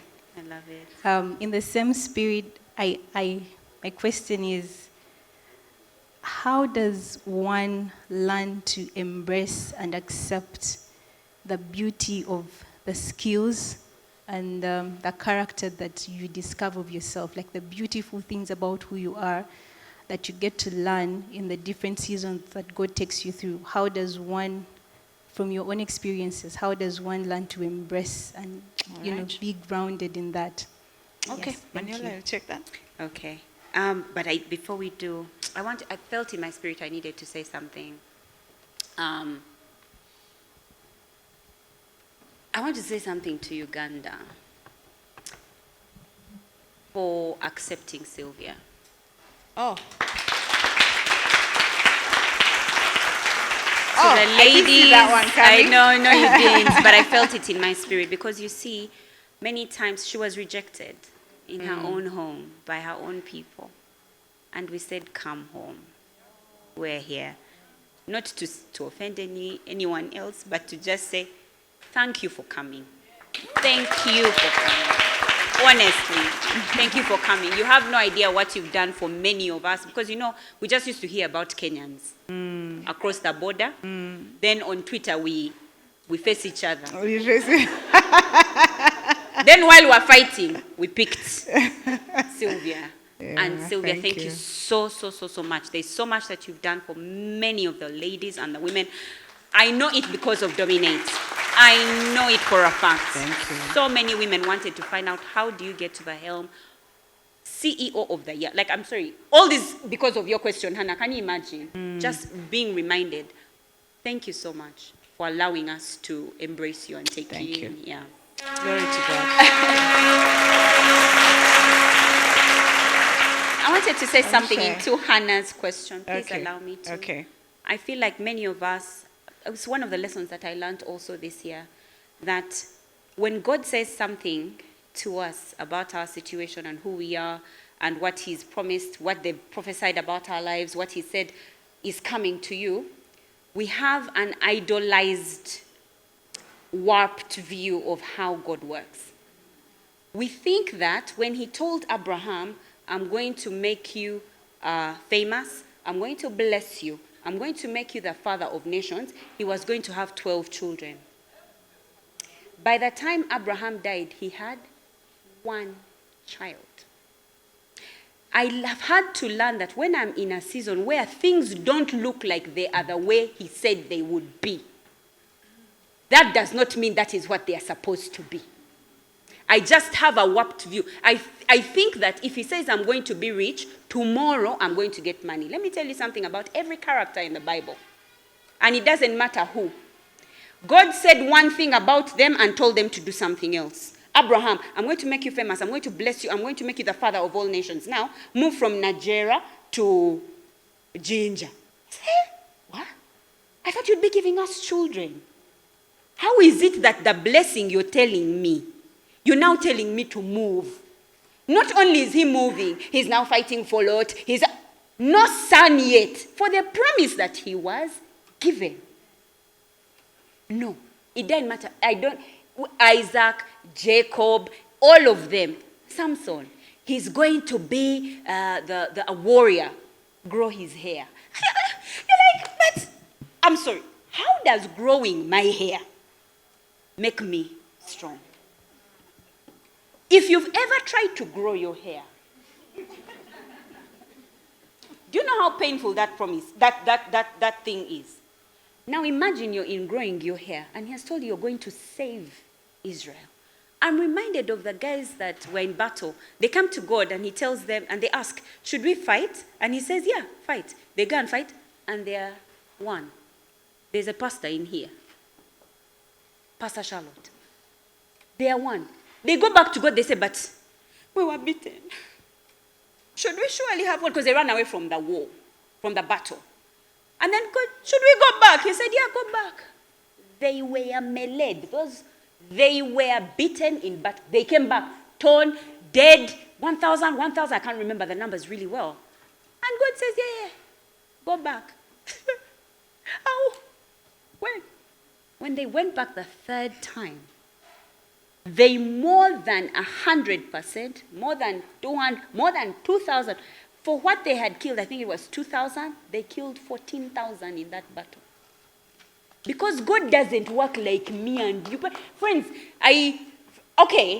he's our father, he's all those things, beautiful things, but he's not our age mate, he's not our sex, God is not your uncle. Gender mate, he's not your uncle, he's not a man. Friends, God is not a man. You know we relate with him like he's a man. Like if he said that he's coming, he will come. He's a spirit. Have you ever heard of when people are talking about it, and they are shaking, they have things. God is the spirit over those spirits. Yeah, Father of all spirits. Imagine the one who will say, don't take your black sheep, white sheep. Well, God, he's the father of that spirit. He's not me, he's not a man. So stop dealing with God like a man. Just be like, you know what, Lord? if you've said so, I'm going to believe so. I go to Nigeria. You'll make me rich. I've gone. And you go to Nigeria. And they kube you from Nigeria. And they rob you from Nigeria. But you keep saying, you're not a man. Because a usual man would have done what you want him to do. But he's not a man. God is not a... Sorry. Then can I behave? God is not a man. Yes. So he's not back a to man. the question of the lady. Or maybe let's take the gentleman's question, then we answer together. Remind me your name? Tracy. All right. Okay, cool. Let's hear from the gentleman. Okay, Cameras, please zoom in onto the gentleman. God is not a man, but this is a man who is in the room.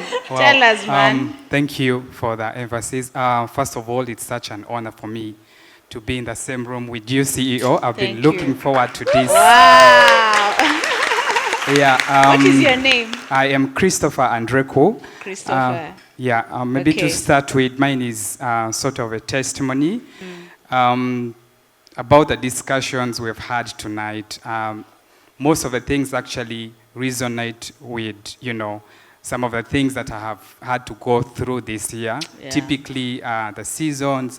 To be specific with my career, I've had so much of downcast, setbacks and hiccups in my career. I was trying to transition from FMCG to travel, and then with the most recent one, hospitality. Yeah. And of course, I've been believing God still for, change of career and Yeah. having to accept a role which actually does not align with my passion. The thing I want to put in this context is that seasons come to possibly make us strong, but the most important thing is to acknowledge, and then it is also imperative to note that God is in the detail.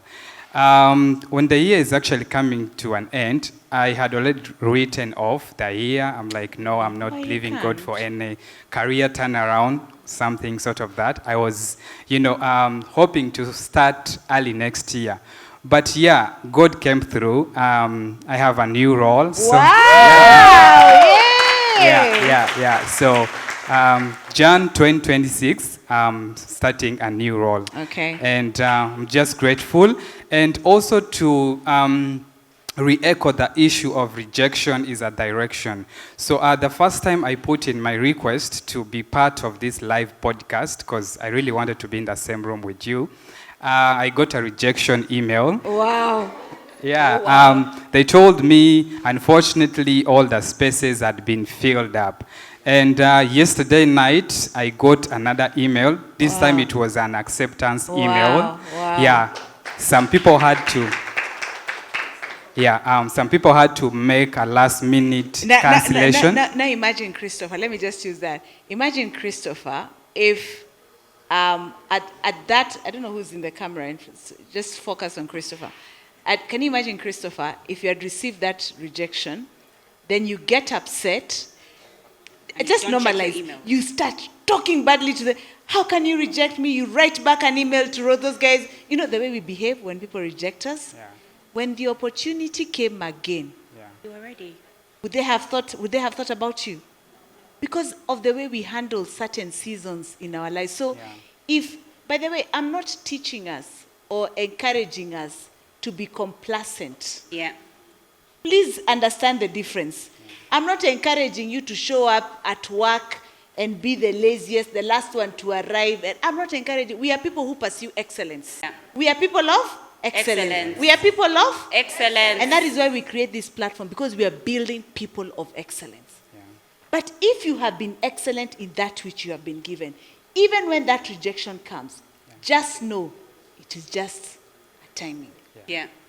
If you remain faithful, right? And coming back to your question, Tracy, if you have an understanding of the giftings that you have, and remember where Manuela started off by saying, accept first of all the gift that you are. Don't want to be somebody else. Yes. Which is the struggle that we all have. I want to be Manuela. I want to be Sylvia. But I don't look like them. I was not born like them. So accepting who you are is a first step to growth and movement and progress. Yes. Right? Because when you think about yourself and the way you are created, there is a certain expression of God that he wants you to show to mankind. Yeah. That is why he has you, your size, your color, your personality, and everything that you are.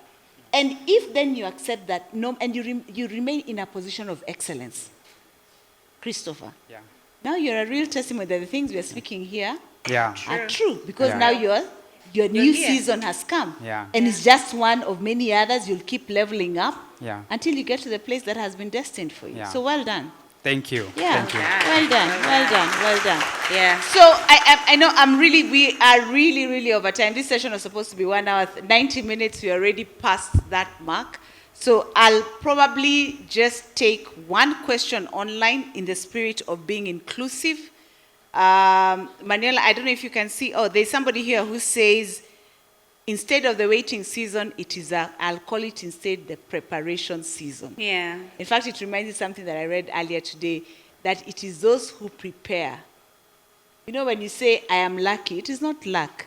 It is a person who has been found prepared. That who gets the opportunity.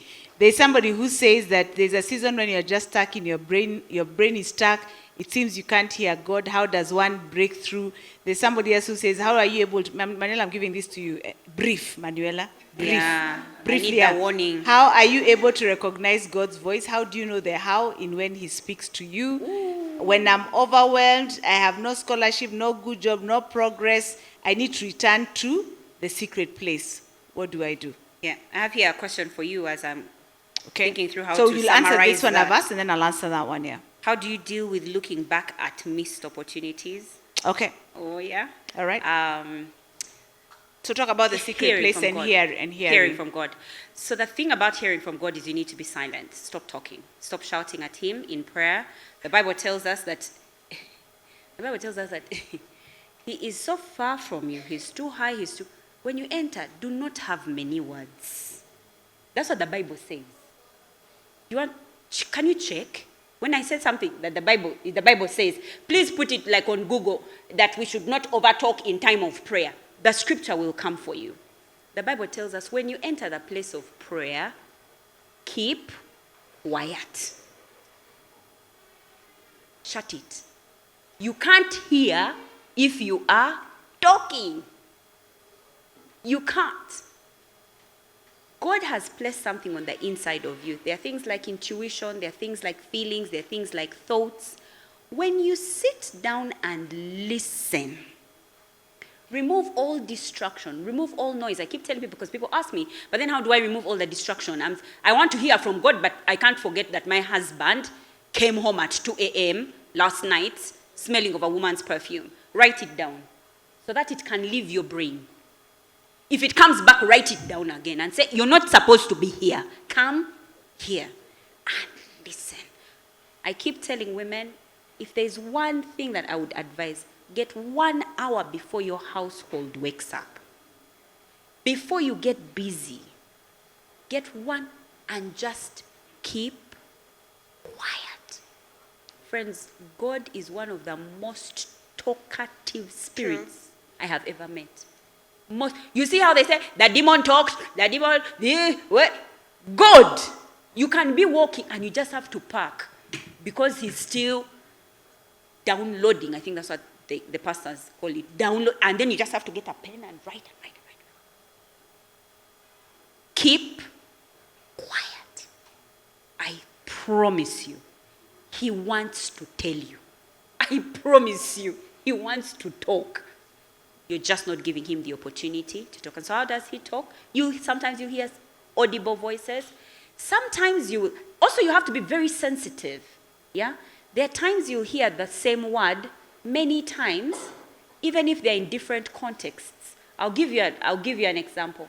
In this season, I've been hearing the word capacity. I've heard it so many times. It's like every time I come into a session like this, I hear the word capacity. Sylvia doesn't know that is a word for me, no, but she said it, and I'm like, there goes the word again. And I have the habit of just writing those one-liners, capacity. Like, what's this about? Capacity. I go to another, I'm like, okay, I can no longer reject this word. Another time I heard shame. That is God Sometimes you can even hear it in a song that you've been hearing all this time. But the word shame comes out, it's like it jumps out at you. You're asking, Lord, should I do this? Should I do this? And you're moving by an MTN billboard that you've been seeing all this time. And it says unstoppable, but the word stop, you cannot unsee it. And you're like, I'm reading all the words in the billboard, but the word stop is just so strong. Don't take it lightly. God is speaking. Yeah. I've tried to be brief. All right. So you've had, be quiet. God is very talkative, by the way. I completely agree. Yeah. And moments of quiet help. The question on how do you deal with missed opportunities? Like Kairos moments. Yeah, I think, first of all, practice self-forgiveness. I would Yeah. say that. Because sometimes we miss it. You are distracted. You maybe were not well prepared for it. Or somebody had told you to prepare or build capacity and you didn't. Yeah. Then when the capacity is required, it is You not don't there. have it. And the opportunity passes you by. So the first thing, forgive yourself. Yeah. But also understand that life has a habit of giving you second chances. Yes. That are often disguised as new paths, Yeah. right? Yeah. Whatever it's meant for you will find you. Amen. But it has to find you when you're ready. Ready. So the opportunity will circle back, right? I pray that when that opportunity circles back, it now finds you ready. Yes. Whether it's readiness in terms of mentality. The other day, when we did the other Unstoppable, we were talking about the chatter that is in your head. Because the chatter that is in your head is sometimes what distracts you. I think there's even a scripture that says we have to overcome the principalities that are in our minds. They're even bigger because what you tell yourself Yes.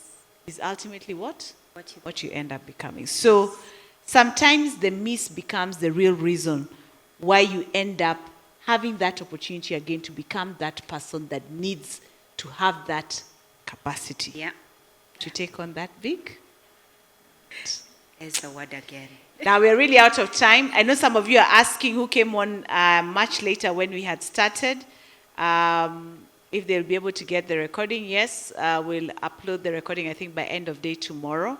And therefore, you can go and listen and re-listen, and I hope there's a nugget that will bless you. Some are saying, how often will these conversations be going on? I want to be, I don't want to miss any. Yes, the way this thing flows is when God says now it's the next time, we go. So if he says it's next week, we'll go. If he says it's in 2 months, I hope he doesn't say it's in 6 months for some of us, right? So do look out when these sessions happen. And Manuela also hosts a lot of conversation, and she has committed to us here live that she's going to be doing a lot more lives next year because your story is inspiring and is encouraging a lot of people along their own journey. So, Manuela, as we close, what's your closing charge to everyone? I'd like to say believe enough to do. Believe enough to do. If you're believing to have a good job, do something about it. Do something about it. If you're believing to have wonderful children, do something about it. Whatever it is you're believing for, do something about it. Especially now that we're coming into a new year, those resolutions you've written, can you actually sit down and believe them?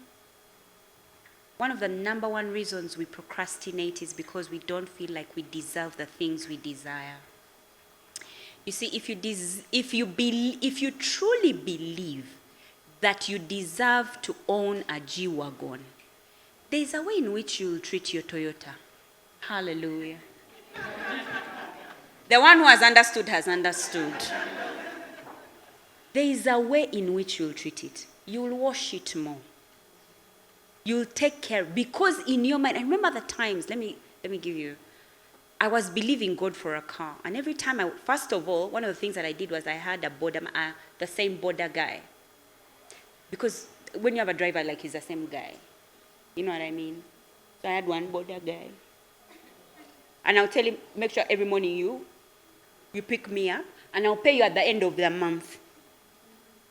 The way you would a driver. I've not got the driver, but that car came. Just we are waiting for the driver. And then I would pay him at the end of every month. My border guy. And the way I would go on that border, even if my hair is, I don't care, even if it's raining, in my mind, I was seated in a car. It didn't matter how much rain, it didn't matter who splashed on me, I don't know, I didn't see. Because for me, I was in my car with my driver. Either you could see I was seated at the back. That was Sylvia, that's how you sit. No, I don't sit in the back, You actually. drive I your- sit in the front. Oh, you sit with? I So I sit would with not my have done that driver, with the border man. yes. So I just, anyway, that to say, believe enough to do. So when I was saving, I knew what I was saving for. You had already visualized it. I knew, I had believed it. And let me tell you guys, believing is not easy. Believing is not easy, and it's not something that you just do because you want to do. Guys, believing is a thing that you actually have to do. You actually have to believe. That's why we don't get the things that we believe for. When you're not getting the things that you're believing for, that means you don't know how to believe. Does that make sense?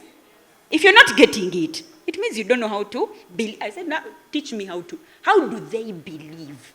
How do I be there and I sit on a bike? Amen. And in my head, and this wasn't Dilulu, because there's also a difference. Some of those things are demonic. Some of them are, I don't know. But this one, I believed it. I believed I was going to own a car. It was only a matter of time. Some of us, just the way we lay our beds, God can't give us a 6 foot bed? He can't. The way you keep your bedroom, He can't give you a full house. All right. Believe Enough to do. And for me, my closing charge to all of us is something that I read in somebody's status, which really spoke to me. So it's not original. But grow through what you go through. Yeah. Can you say that with me? Grow through what you go through. I read it from a friend of mine called Winnie. Winnie, thanks for that. Grow through what you go through. Every season you're going through is growing you. So make sure you grow. So thank you very much to everyone who has joined us. It has been an amazing conversation. These times are never enough. We always, you wonder, are we going to be able to get through an hour of conversation? Now it's almost 2 hours of conversation. I can see my technical crew want to kill me. I'm sorry. I apologize. When I'm alone, I speak 1 hour. When we are two, we speak 2 hours. Yeah? Yeah, we agree, 1 hour right? for each. An hour for each. And we are talkers. But thank you to everyone on our live. I saw somebody had even logged in from Saudi Arabia. I was like, wow. Yeah. You know, that's the power of technology. So thank you to everyone who has logged in, everybody who has stayed on, and everybody who has shared your comments. I will read all your comments, and I'll make sure that we respond to those who have questions. So thank you so much for that. And to our first in-studio audience, thank you. Clap for yourselves. I don't think we can afford to do this all the time. Maybe we'll do it once a year. But you are the first one, so thank you for being here. And I hope you have enjoyed and you have represented our online audience. And because you came and it is Christmas, well, I can't do the Oprah thing of telling you go under your seat and you might find a car. You know that thing that Oprah did. But we definitely have a Christmas tree that is here, and we have wonderful gifts. So, Manuel, I'll invite you. For our live audience, at least we have a gift for each one of you. So, Yep. yeah.